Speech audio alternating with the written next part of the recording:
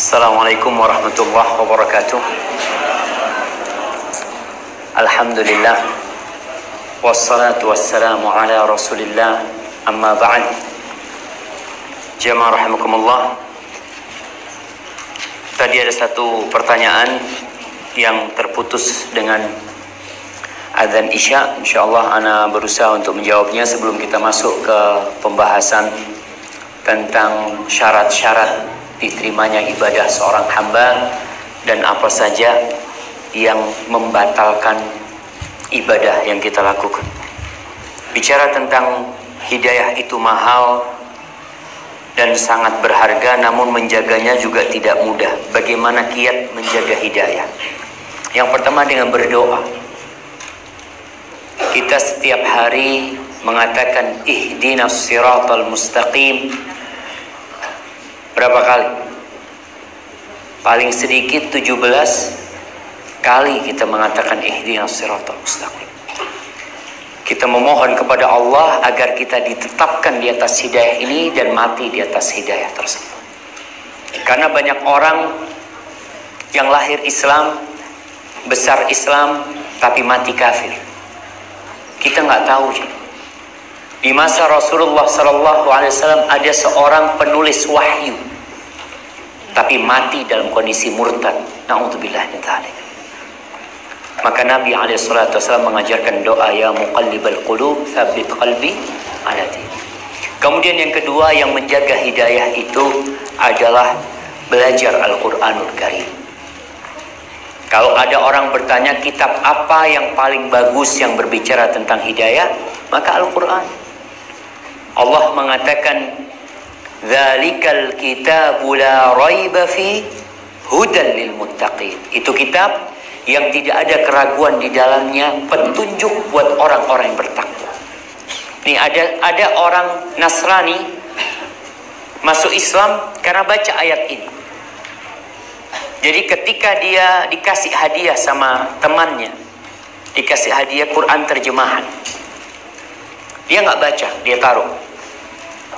Suatu saat dia lagi ada permasalahan yang besar, akhirnya dia buka kitab ini. Dia hanya ingin tahu. Awal dia buka Quran, dia bolak-balik cari pengarangnya. Siapa yang ngarang buku ini? Dia cari, tak ada.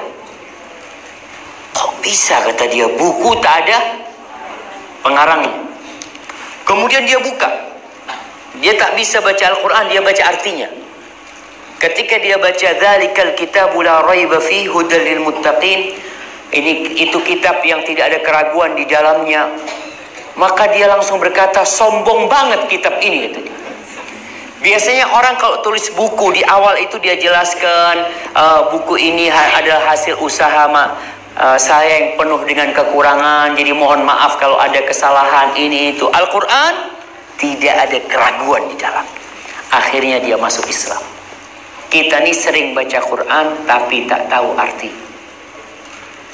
20 tahun di Dubai tak bisa bahasa Arab, jemaah.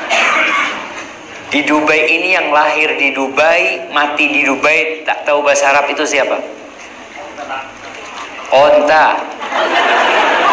Nah, itu lahir di Dubai sampai mati di Dubai tapi nggak bisa bahasa Arab, jemaah. Masa kita sama kayak mereka, jemaah? Maka baca Quran. Untuk menjaga hidayah itu baca Quran. Allah mengatakan inna hadzal Quran yahdi lillati hiya aqwam. Sesungguhnya Al-Quran ini memberikan petunjuk kepada jalan yang paling lurus. Maka jangan baca kitab macam-macam, bacalah Al-Quran Karim. Yang ketiga, cari teman yang baik. Untuk menjaga hidayah itu, kita harus memilih kawan. As-sahibu sahib. Kawan itu akan menarik kita. Kawan yang suka belanja, kira-kira ibu-ibu dibawa kemana? Oh, ada mall baru, bismillah berangkat. Berangkat nih jemaah. Wallahi sahih jemaah. Ketika kawannya itu suka belanja, dia akan dibawa belanja. Nanti yang ada di share di grup ya, ada tas merek baru, ada tas semua. Tapi ketika berkawan dengan orang yang taat kepada Allah, akan di-share hadis Nabi Muhammad SAW, akan dibawa ke tempat kajian, akan diajak diskusi tentang agama. Masya Allah. Maka cari kawan. Kemudian yang keempat, menjaga hidayah ini dengan cara tidak membaca, menonton, melihat, mendengarkan hal-hal yang merusak hidayah itu. Dunia ini sekarang lagi ramai LGBT. Ada sebuah buku ditulis di Indonesia. Buku itu judulnya, jangan dibaca buku ini. Nah, ada buku judulnya Lobang Hitam Agama. Orang kalau baca buku itu, mungkin dia nggak sholat lagi, mungkin dia akan menolak agama Islam. Maka hidayah jangan sampai kita membaca, mendengarkan hal-hal yang... Kemudian ada sebuah buku memorial, judulnya Tuhan Izinkan Aku Untuk Menjadi Pelacur. Iya. Itu ditulis oleh orang di kampus agama Islam. Sehingga ketika kita baca seperti itu, yang namanya orang tak berilmu, oh benar juga ya, oh boleh seperti itu. Sampai terakhir di Indonesia kemarin, ada seorang doktor yang mengajukan disertasi judulnya Seks di luar nikah dengan konsep milkul yamin. Dia bahas tuh, orang yang memang suka berzina, ketika dia baca itu, oh ini zina tapi halal. Na'udzubillah min dzalik. Maka menjaga hidayah dengan menjaga pandangan mata kita, pendengaran kita, jangan sampai kita melihat, membaca perkara-perkara yang merusak agama itu. Ada yang menyamakan pernikahan dengan perzinaan. Ada seorang profesor doktor ahli tafsir. Dia itu mengatakan bahwasanya homoseksual itu boleh. Terus gimana dengan yang terjadi di zamannya Nabi Lut alaihissalam? Oh, zamannya Nabi Lut itu karena terpaksa. Kalau suka sama suka tak apa. Na'udzubillah. Maka kita jaga hidayah, jangan sampai kita mendengarkan, melihat, menonton hal-hal yang bisa merusak hidayah kita. Terus baca apa Ustaz? Baca Al-Quranul Karim, baca hadis-hadis Rasul SAW. InsyaAllah kita akan selamat. Barakallahu fikum. Tadi kita sudah berbincang tentang rukun ibadah. Baik, siapa yang menyebutkan rukun ibadah 3? Angkat tangan. Ya, fadhal. Yang pertama, cinta, harapan, rasa takut kepada Allah. Kasih hadiah. Mana hadiah? Ini panitia. Baik, kalau bicara itu rukun, sekarang syarat. Syaratnya ibadah itu 2. Yang pertama adalah ikhlas lillahi ta'ala. Allah mengatakan liyabluwakum alladzi khalaqal mauta wal hayata. Di surat Al-Mulk Allah mengatakan alladzi khalaqal mauta wal hayata. Allah yang menciptakan kematian dan kehidupan. Kita dulu nggak ada di muka bumi ini. Kita hadir tanpa kita mengajukan proposal. Tahu-tahu kita ada di muka bumi. Tujuannya apa? Liyabluwakum ayyukum ahsanu amala. Untuk menguji siapa di antara kalian yang paling baik amalannya. Amalan dikatakan baik kalau memenuhi 2 syarat. Yang pertama, ikhlas lillahi ta'ala. Ikhlas. Semua ibadah kita yang kita lakukan, kalau tidak ikhlas, tidak akan diterima. Allah mengatakan fawailul lil musallin. Ada orang sholat masuk neraka. Terkadang banyak orang yang mengatakan udahlah kita tidak usah bicara tentang sholat yang benar, yang baik, yang penting sholat. Tidak. Ada orang-orang sholat masuk neraka. Allah mengatakan fawailul lil musallin. Itu orang sholat, yang nggak sholat apalagi. Kenapa mereka masuk neraka? Alladzina hum an salatihim sahun alladzina hum yura'un. Ini orang sholat tapi ria, nggak ikhlas. Dia ingin dipuji orang. Maka subhanallah jemaah, bicara tentang keikhlasan ini, orang yang ahli ibadah, setan itu tidak akan berhenti menggodanya. Orang yang ahli ibadah sama setan nggak diajak maksiat.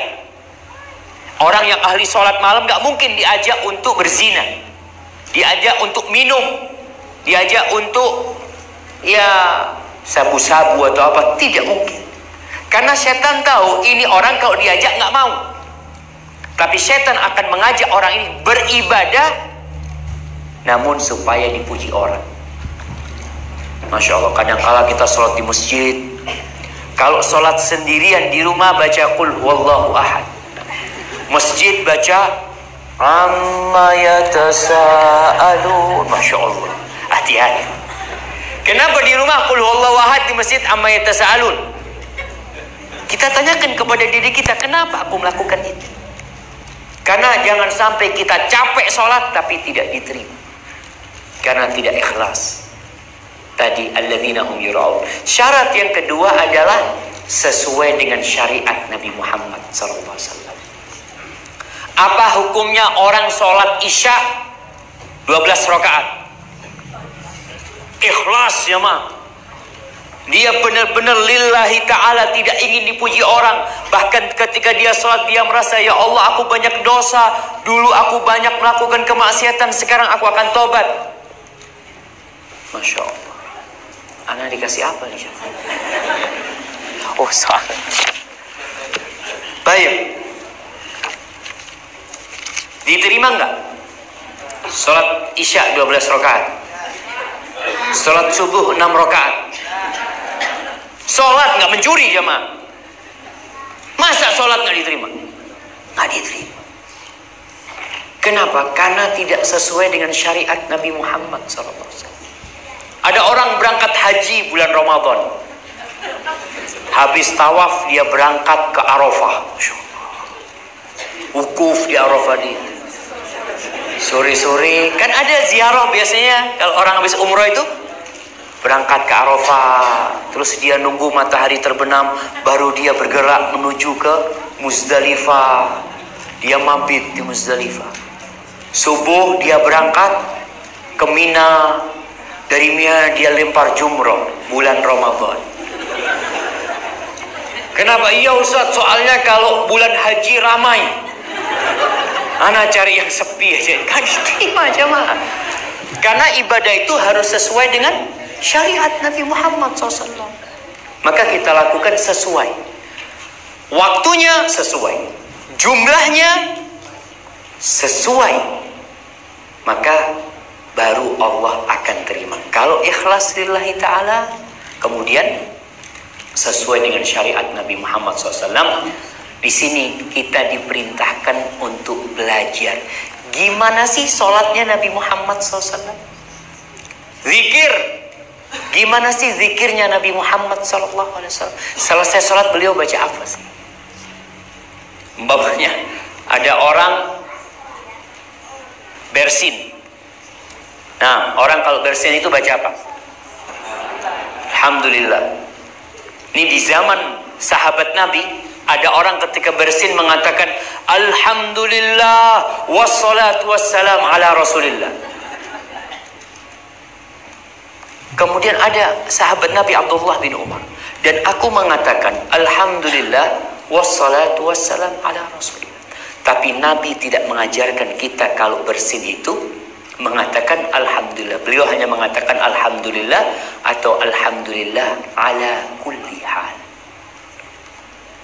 Ada orang selesai sholat asar, Assalamualaikum, Assalamualaikum, dia sholat sunnah 2 rakaat, 2 rakaat, 2 rakaat, 6 rakaat. Kira-kira diterima nggak sholatnya? Dia tidak mencuri, dia tidak berzina, dia sholat. Karena habis sholat asar nggak ada sholat sunnah. Maka di sini ikuti aturan dan ikhlas lillahi ta'ala. Jadi bukan yang paling banyak amalannya, tapi yang paling baik amalannya. Kemudian amalan apa saja yang bisa membatalkan ibadah kita? Yang pertama, yang tidak ikhlas. Yang kedua, yang tidak sesuai dengan sunnah Nabi Muhammad SAW. Yang ketiga berkaitan dengan sedekah adalah mengungkit-ungkit sedekah. Antum ingat dulu waktu antum kuliah nggak punya duit, anak kan yang kasih, Insya Allah ya syukron gitu kan. Itu mobil siapa yang kasih? Anak yang kasih. Maka jagalah jamaah, jangan menyakitin orang lain. Niatkan lillahi ta'ala.